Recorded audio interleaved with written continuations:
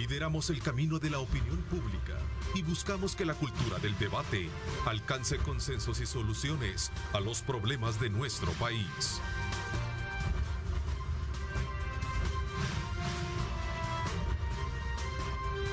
Diálogo con Ernesto López. ¿Qué tal? Buenos días. Qué placer enorme saludarles a ustedes en esta mañana de día miércoles 29 de septiembre de 2021. He estado a lo largo de estos días haciendo de manera muy imperiosa el llamado a la reflexión de todos los salvadoreños, el llamado a mantener precisamente vigente todas aquellas medidas de seguridad para prevenir lo que hoy está viviendo el país, esta tendencia del alza de contagios de COVID-19, y ya también de destacar esta noticia que el día de ayer conocimos del fallecimiento de nuestro buen amigo Juan José Martel, un destacado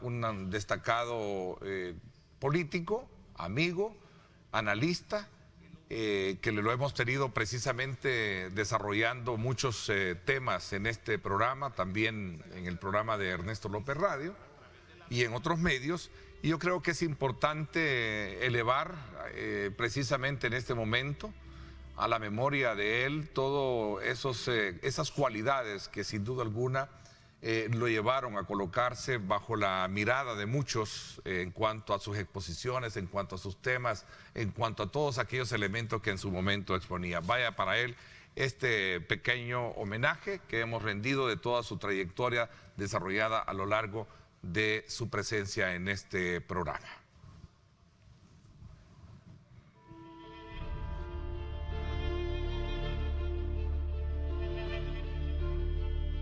Se cerraron nunca. ¿Por qué lo dices? El objetivo de un acuerdo de paz tiene que ser también cerrar heridas. Hay que cerrar esa herida, a través de la justicia, a través de la verdad.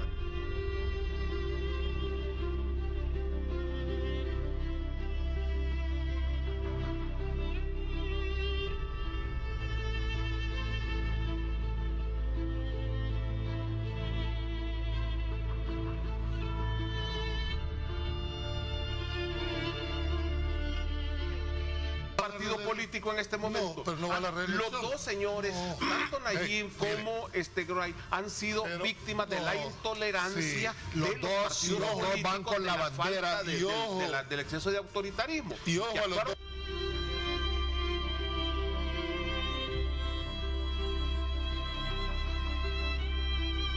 En esta primera parte me acompaña Juan José Martel, diputado de Cambio Democrático saliente en la Asamblea Legislativa. Gracias, Juan José, por acompañarnos. Gracias, es un gusto estar de nuevo aquí en este programa, Neto, que trae tan gratos recuerdos. Y bueno, a la orden para que comencemos a conversar.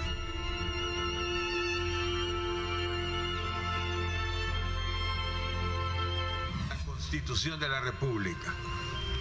Juan José, te veo callado. ¿Están haciendo cartas al niño Dios? ¿Ah? ¿Por qué? Por lo menos lo que dice la Constitución, ¿verdad?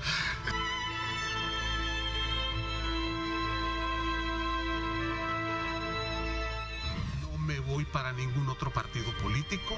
Estoy en el esfuerzo de la Asamblea Legislativa. Fui electo como diputado de Cambio Democrático. Y aunque era un cambio democrático diferente legalmente, pero ese espíritu de cambio democrático yo lo voy a mantener hasta el final de mi periodo.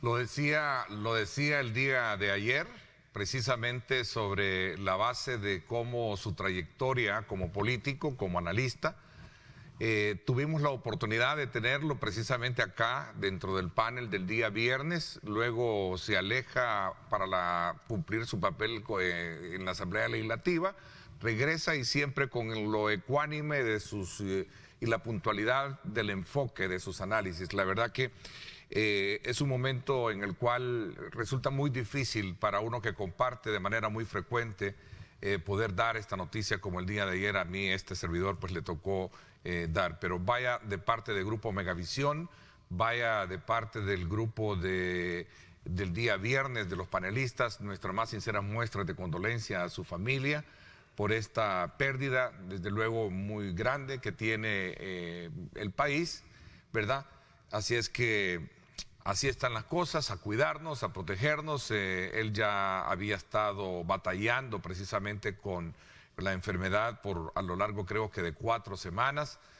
Y pues lamentablemente ahí están los resultados. Por eso yo he sido imperioso en llamar a todos y cada uno de ustedes a que acatemos las recomendaciones, que evitemos las aglomeraciones, que estemos de manera constante tomando las medidas sanitarias. Esta mañana Celia Medrano con nosotros también, que creo que sí se conocieron sin duda alguna y trabajaron juntos en algunos proyectos, ¿no?, a lo largo de su trayectoria. De Juan José, bienvenida al programa. Muchas gracias, Ernesto. Sí, Juan José Martel, ustedes lo han dicho, fue un amigo. Antes de cualquier cosa, fue un amigo. Muchas personas pueden que no sepan que Juan José Martel fue de los primeros integrantes del primer equipo de la Comisión de Derechos Humanos No Gubernamental, recién fundada la CDH a finales de los 70, y también fue un preso político. Y los demás presos le pedían a él que escribiera en una máquina de escribir, que consiguió los escritos que ellos querían presentar a abogados, a los tribunales que llevaban sus causas. Un amigo, y en el homenaje que ustedes le han hecho, rescatar las palabras que ustedes han rescatado de tantas que dijo aquí en este panel, que de que hay que curar las heridas. Transitamos por un conflicto armado, por un proceso de paz que no fue cerrado, y él lo ha dicho en sus análisis, y creo que es un gran homenaje que lo recuerden con esas palabras tan contundentes. Yo siempre tuve la oportunidad de decirle en su momento, mira, tú vas a regresar de nuevo después de estar en la Asamblea Legislativa, porque siempre fuiste ecuánime con tus análisis, a pesar de tu investidura política, partidaria, jamás te ocupaste esta trinchera para poder traer agua de tu propio molino, ¿verdad? Como decimos a buen salvadoreño. Y siempre fue muy ecuánime en esa situación. Así es que vale la pena hacer ese recuerdo, esa memoria de una destacada, no solo figura política, sino que un gran amigo. Álvaro Sevilla también, bienvenido al programa. Muchas gracias, Ernesto. Aquí estamos para dar nuestra pequeña contribución. Aunque el señor Martel no lo conocí personalmente, pero sí lo miraba en tu programa, y toda persona que hace aportes por la paz y el crecimiento de un país merece ser escuchado y merece ser recordado. Así es, en efecto. Voy también a trasladar nuestra señal. Entiendo que ya tenemos a don Félix Menéndez, director de la Asociación Salvadoreños del Valle del Antílope. Gracias por acompañarnos. Buenos días, gracias por estar con nosotros. Buenos días, es un honor para mí estar con ustedes, y estamos aquí disponibles para llevar un poco el diálogo de los temas tan importantes que ustedes van a tocar esta mañana. Sí, muchas gracias. Estos temas que están relacionados precisamente con un tema que está llamando, como siempre, la atención dentro de la agenda de los países, y que tiene que ver con el tema de la migración y el tema de derechos humanos. ¿Sí? De acuerdo. El primero es de que nuestra sociedad es una sociedad migrante. Nos vamos desde los años 60, desde los años 50, por diferentes razones. No podría atribuírsele específicamente a una gestión gubernamental determinada, ni las atribuciones de un triunfo hecho por los migrantes salvadoreños en Estados Unidos y en otros países, TPS por ejemplo, pero tampoco se les podría acusar de que por una gestión gubernamental determinada incrementa o desciende los flujos migratorios de salvadoreños a Estados Unidos. No obstante, sí hay que decir de que somos mucho menos los salvadoreños y salvadoreñas detenidos en frontera sur de México y Estados Unidos en comparación, por ejemplo, de haitianos, de venezolanos, de hondureños y de guatemaltecos. Algunas estadísticas así lo demuestran, al menos desde el 2019 para junio del 2021. Y también me gustaría conocer desde la perspectiva de ustedes que no es nuevo lo que está pasando en la frontera sur de los Estados Unidos, pero creo que estas últimas imágenes tras, digamos, esa avalancha o estos grupos, estos nuevos grupos de haitianos, por ejemplo, que vimos una situación que de verdad despierta mucha, digamos, impotencia para ver qué es realmente qué está pasando ahí. Ok, el ser humano es migrante. Desde que salimos de África, como un Australopithecus, probablemente siempre hemos buscado mejores pastos donde sobrevivir, donde mantener a nuestras familias. El ser humano tiene derecho a migrar cuando los lugares donde nació no contribuyen al sustento de su familia, al sustento de su hogar. El ser humano tiene que comprender en esta modernidad que nos toca vivir, de que al dividir nuestras fronteras y al necesitar permiso para estar viviendo en otro país, hay que respetar las leyes. Lamentablemente hay leyes y se deben de respetar. Comprendo cuando veo las partes legales que hay actualmente en el mundo, porque el mundo ahorita está inmerso en un desastre migratorio provocado tanto por cambios climáticos, guerras y países que no provocan o no ofrecen las oportunidades para que estos ciudadanos se queden en sus países. Pero también se nos olvida de que en Chile ahorita, donde hay refugiados haitianos, les quemaron inclusive los pobres sus pertrechos, las tienditas donde vivían. En Chile se las quemaron. En Chile los apalearon. Estos haitianos originalmente han estado saliendo de su país producto del terremoto de 2010, si no me equivoco. Un terremoto bien desastroso, y han comenzado a emigrar por toda América. Bueno, y este último también, ¿no? Que lo golpeó fuertemente. Y les cae un huracán encima, entonces esto provoca migración humana, porque Haití es un país o una isla que no le ha ofrecido a su propia población la oportunidad de crecer. Es un problema de carácter mundial. En el caso de no solo de Estados Unidos con la frontera sur, Chile lo experimenta no solo con el tema de los haitianos, también con el tema de los peruanos. Y los venezolanos. Y los venezolanos, que es otro problema. A ver, Félix, como a manera de introducción, en primera instancia, ¿cómo ves este capítulo, este nuevo episodio que desde luego nos lleva a tocar este tema y que ya vamos a hablar también del caso muy en particular de salvadoreños, que también es una población importante que migra, en este caso, hacia los Estados Unidos? Bueno, ese es un tema bastante sensible para nosotros que vivimos fuera del país, porque lo vemos de una perspectiva que en los países de nosotros no tenemos las oportunidades para quedarnos. Como por ejemplo, yo como salvadoreño emigré por diferentes situaciones, la pobreza, falta de oportunidades para los jóvenes, porque muchas veces cuando estamos entre la edad de 20 a 25 años nos piden experiencia para poder ser elegibles a un puesto de trabajo. Entonces ahí le estamos quitando también o negando la oportunidad a los jóvenes a que agarren la experiencia para ser elegibles a un empleo. Luego existe el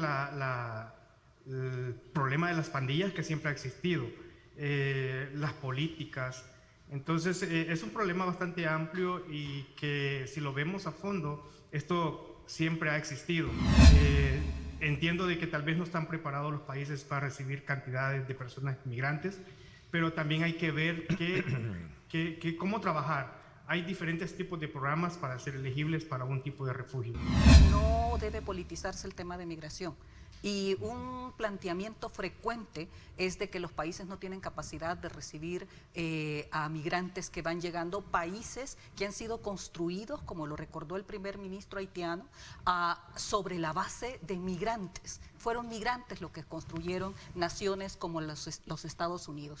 El haber deportado 7.500 migrantes apenas desde el 14 de septiembre de regreso a Haití, desde los Estados Unidos, desde la frontera sur, desde Texas principalmente, simplemente no debe de ser avalado por nadie, porque no hay una excusa para prohibirle a población que pide protección internacional para no dársela o no darle la oportunidad de solicitarla.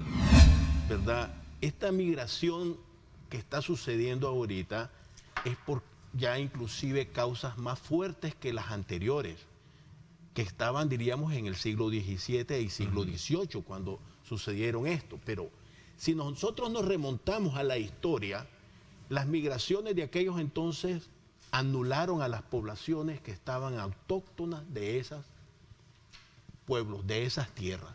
Entonces hay un temor intrínseco en las leyes establecidas o estados establecidos de que esas poblaciones vayan a retirarlos del poder, a retirarles sus ventajas que tienen como nación, que se han organizado. La Celia menciona acertadamente la parte nicaragüense. En la parte nicaragüense, en Costa Rica hay alrededor de 550,000. Yo tengo familiares en Costa Rica, tengo sobrinos en Costa Rica también. O sea, como les digo, soy una muestra de las migraciones.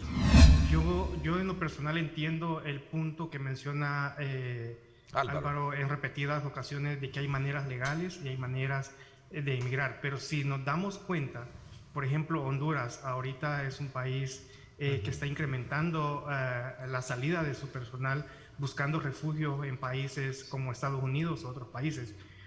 Nosotros como organización estamos en contra de que sigan habiendo las deportaciones, que regresen a este tipo de personas a los países de origen, porque ellos están huyendo de pobreza, la delincuencia, la persecución, porque hay países de que cuando las personas expresan su sentir o expresan lo que ellos tienen que no está correcto para ellos, se vuelven enemigos del gobierno o se vuelven enemigos de partidos políticos. Entonces entra la persecución. Es el trabajo que nosotros hacemos, guiar y enseñarles sus derechos y obligaciones cuando llegan a este país, porque lo mencionó también muy claro, aquí tenemos leyes y no es como en El Salvador. Aquí nos tenemos que apegar a muchas condiciones diferentes a las que estamos acostumbrados, pero sí se puede vivir a salvo, teniendo cerca a su familia, en no tener la persecución. El reto que nosotros vemos acá es la exclusión, obviamente, ¿verdad? Porque mucha de nuestra gente todavía vive bajo la sombra, se le llama, de que no tienen un estatus migratorio, no tienen ni un permiso de trabajo.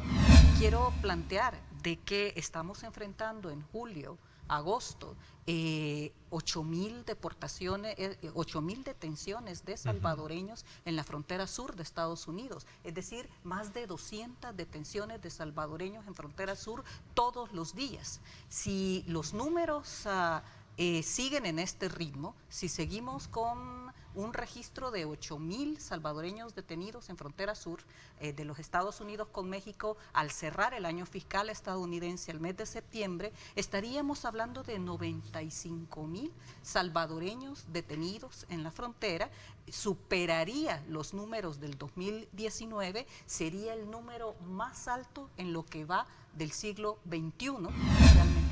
Ok, Félix, ¿cómo se está viendo un poco esta relación de gobierno a gobierno desde la perspectiva de organizaciones o de grupos de salvadoreños organizados como la que tú representas? Honestamente, la relación de que se está viviendo ahorita entre gobiernos para nosotros no es nada favorable. Nos afecta porque se rompen muchas relaciones relacionadas al tema migratorio.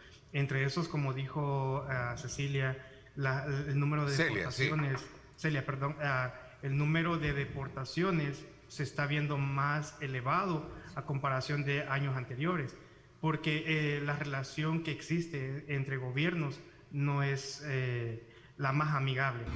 El migrante salvadoreño que mantiene este país con sus remesas necesita el apoyo de este país. Podemos observar con lo que ha dicho Félix, ¿verdad? Sí. De que el migrante está viendo con preocupación el enfrentamiento, a mi manera de ver, innecesario con los Estados Unidos.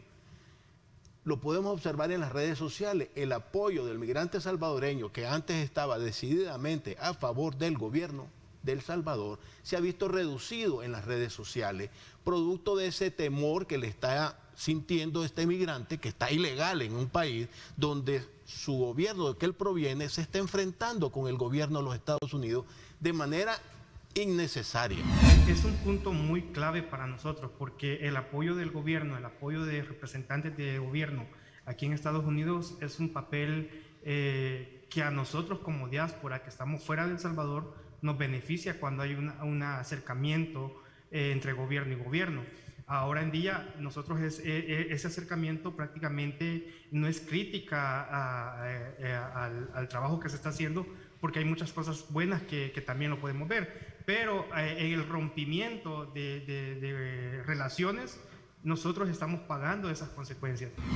A ver, Hay un elemento que tú abordabas, Félix, y que me gustaría también colocarlo sobre la mesa, y es cuando tú dices, bueno, no aborden nada en algunos aspectos que tienen que ver con el tema migrante per se, pero sabemos que también la bancada oficial le ha dado lo que la historia le ha venido negando a la diáspora, el tema del voto, por ejemplo, en el exterior. Sí, como mencioné, ¿verdad? No todo es malo. Hay puntos buenos que se pueden rescatar, porque eso del voto a nosotros aquí fuera de El Salvador es algo de que por años nosotros estábamos esperando, y gracias a la nueva bancada de la Asamblea Legislativa vamos a tener ese derecho. Pero necesitamos más acercamiento. Vamos a ver, voto en el exterior. Creo que ese es un tema muy importante, que le da una calidad de estatus diferente ahora como se puede percibir a cómo la historia misma le ha negado ese derecho a muchos salvadoreños. La mayoría de salvadoreños en los Estados Unidos principalmente no ejerce el voto, es un porcentaje muy pequeño en proporción a 1,5 millones de salvadoreños que se encuentran en los Estados Unidos, además de que es un voto muy conservador. Sí es importante tomar acciones legales para que los salvadoreños y salvadoreñas puedan votar en los Estados Unidos. Sin embargo, creo que se está descuidando, y Félix ya lo ha mencionado, la protección consular. La responsabilidad principal de un gobierno en el exterior para con sus connacionales es proteger los derechos de los salvadoreños en el marco de la Convención de Viena, por supuesto, etcétera, pero proteger y velar por la garantía de los derechos humanos de los salvadoreños en cualquier parte del mundo. Básicamente me voy a referir a la parte consular. En Nueva York o en New Jersey hubo un incidente en un consulado en el cual en la celebración del bicentenario parece que un fuego pirotécnico destruyó un consulado móvil que estaba ahí para facilitar el acceso de los salvadoreños a servicios consulares. Básicamente el gobierno de El Salvador reaccionó como que era un ataque terrorista, un ataque contra el gobierno de El Salvador, la quema de este consulado móvil. Parece que después de la investigación se reveló de que había sido un fuego pirotécnico mal tirado, ¿verdad? Tanto que nos gusta a nosotros los latinoamericanos, ¿verdad? Centroamericanos, sobre todo nicaragüenses, salvadoreños, la pólvora, el que había quemado esta instalación. Ese tipo de actuación así por rápido, por decir, es un ataque terrorista. Eso no contribuye al mejoramiento de las relaciones entre El Salvador y los Estados Unidos. Bueno, sí, a nosotros ese punto es muy importante, ¿verdad? Porque acá hay muchas personas de que contribuyen o pueden contribuir también en la política a mejoramientos de relaciones como las que están ahorita rotas y que se pueden postular para un cargo político en El Salvador. Aparte, ser nosotros partícipes de elegir a nuestros representantes es una ventaja muy grande y un factor que va a beneficiar a una cuarta parte de salvadoreños que viven aquí en Estados Unidos. En Nicaragua, por ejemplo, le concedieron el derecho al migrante nicaragüense votar en el exterior, pero nunca le dieron el instrumento o la forma de hacer. Tenía entendido que cuando aquí la bancada oficial iba a aprobar de que el salvadoreño podía votar en el exterior, se iba a incluir la manera en que lo iba a poder realizar. Pero ese apartado lo dejaron en blanco. Podemos decir de que estamos como, me diste el derecho de votar, pero no de cómo hacerlo. Creo de que yo puedo manifestar claramente que no tengo confianza en este tipo de iniciativas, sobre todo cuando se sientan precedentes en norma legislativa actualmente a partir de iniciativas de la bancada oficialista con respecto a una serie de datos de los salvadoreños a través de diferentes legislaciones y mecanismos que únicamente dan la sospecha, honestamente, de que esos datos pueden ser instrumentalizados posteriormente. Plantear muy claramente: ninguna militarización de frontera, ningún ejército, ningún muro va a detener la migración. La migración tiene causas históricas, económicas, sociales, y ese flujo migratorio que parte de esas causas, en tanto no se atiendan de manera integral esas causas, las personas seguirán yéndose y buscando en otro país, principalmente los Estados Unidos, la seguridad y la dignidad que les es negada en sus propios países. Mira, los Estados Unidos ha dado muestras fehacientes, tanto en la final del periodo de gobierno del señor Trump, como en esto del señor Biden, que ya lleva año y medio, 2 años, ha estado dando muestras de querer solucionar los problemas en los países que originan la migración.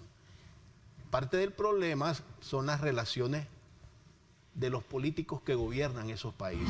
¿Quién es el principal cliente de todas las exportaciones de El Salvador? Estados Unidos, son nuestro socio comercial, es él, obviamente. Las relaciones comerciales son innegables. Se pueden fomentar más, se pueden hacer crecer más, se pueden producir más productos. Inclusive instalar unas maquilas chinas acá en El Salvador que puedan producir, que puedan procesar productos y enviar a los Estados Unidos. Eso se puede hacer, pero si estamos cerrando puertas de diálogo, si estamos creando condiciones negativas, tanto para la diáspora como para incrementar el comercio, como para incrementar la industria nacional, ¿qué está sucediendo entonces?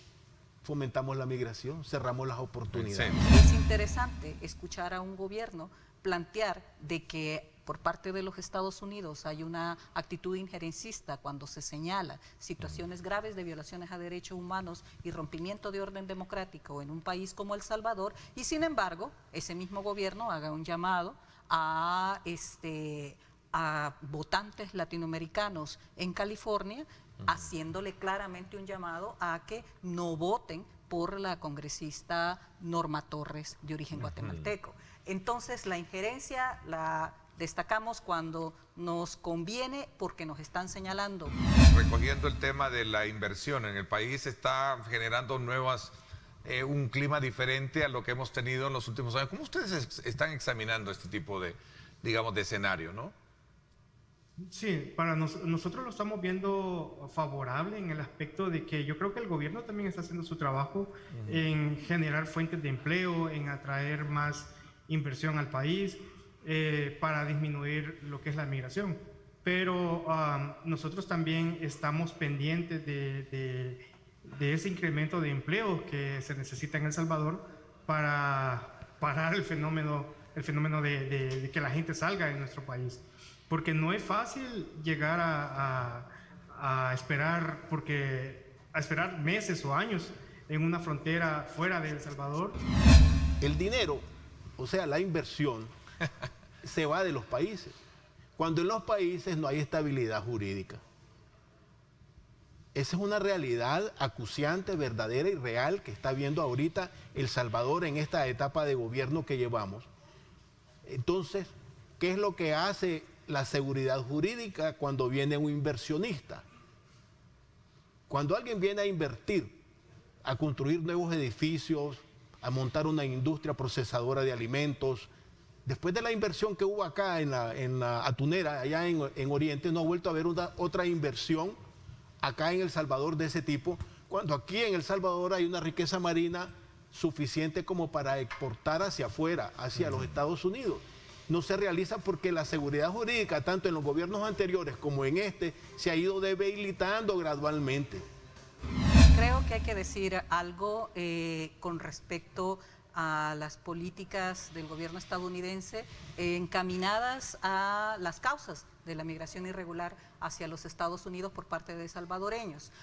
Creo que, en primer lugar, lamentablemente hay que señalar que entre el discurso y las acciones de Barack Obama, del expresidente Donald Trump y de la actual gestión Biden-Harris, la diferencia es de discurso, una diferencia muy sensible a nivel discursiva, no es el manejo confrontativo, hiriente, xenofóbico, antimigrante que protagonizó el expresidente Donald Trump, pero en hechos las acciones están siendo igualmente graves en contra de los derechos de migrantes, sobre todo en la frontera sur. Somos una sociedad migrante y eso no lo cambiará una política de inversiones que no llega a fondo con el tema de la violencia y las violencias en nuestros países, sobre todo violencia generalizada y violencia estatal. Tenemos un gobierno, ¿verdad?, de que nosotros en la campaña él prometió una reforma migratoria en los primeros 100 días. Ahora esto se ha ido extendiendo y extendiendo con la excusa de que tienen que cerrar la frontera antes de dar una reforma migratoria por el flujo de personas que se está llegando a la frontera con México. Pero eso siempre a nosotros nos usan como carnada para siempre en campañas políticas. Es triste porque no se ve nada concreto, nada que diga el gobierno del presidente actual, vamos a trabajar, dialogar, qué es lo que podemos hacer.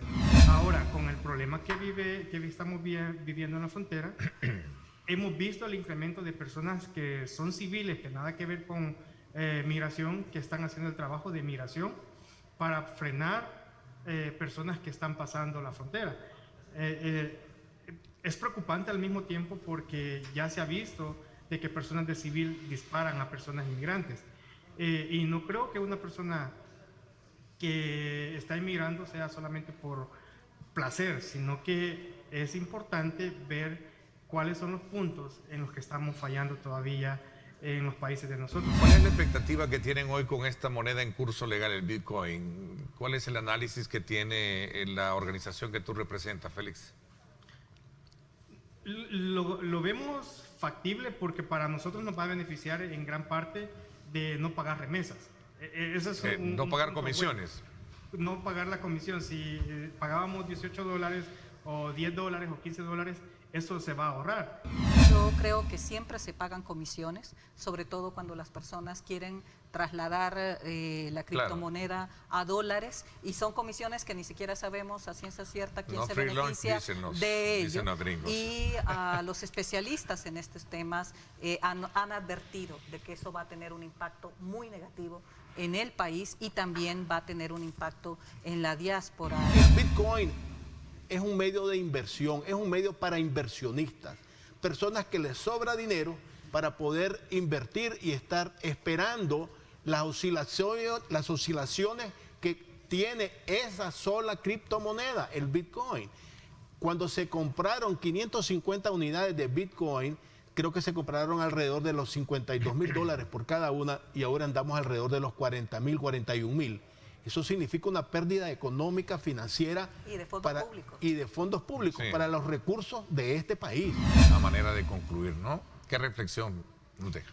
Creo que es importante que este gobierno, ahora Estado, tiene el poder de todas las estructuras del Estado, piense en la diáspora salvadoreña, no con fines electorales ni tampoco con mensajes propagandísticos y publicitarios, sino más bien piensa en los derechos de los salvadoreños y las salvadoreñas en Estados Unidos y su responsabilidad para con ellos. Ok, Félix, gracias por habernos acompañado también desde Los Ángeles, en California. Gracias por la invitación. Saludos. No, gracias, y vamos a estar siempre en contacto para conocer desde la perspectiva de ustedes el pulso de cómo se están llevando a cabo, ¿verdad? Todos estos temas que hemos abordado. Gracias. El señor Alexander Pope dijo hace unos cuantos años, errar es de humano, perdonar es divino y rectificar es de sabios. Eso es algo que se necesita. Ok, interesante con esa reflexión. Nuevamente nuestro pésame, nuestro reconocimiento a ese papel, a ese rol que hizo nuestro buen amigo Juan José Martel, que nos dejó ya de este mundo, ¿verdad? Y por la cual pues todo el equipo de diálogo, todo el personal de Megavisión, el equipo de panelistas del día viernes, le expresamos y reiteramos nuestra solidaridad y nuestro pésame a su familia doliente. Y por supuesto no me queda más que despedir el programa siempre exhortándoles a que nos cuidemos, a que evitemos las aglomeraciones, a que utilicemos las medidas de seguridad, de higiene que tenemos para seguir con esta tendencia de nuevos casos. Gracias, pásenla bien y como siempre recuerden lo más importante, amar a Dios sobre todas las cosas.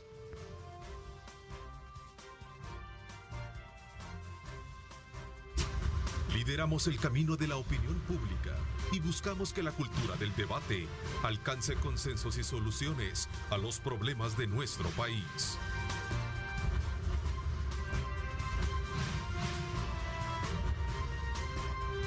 Diálogo con Ernesto López.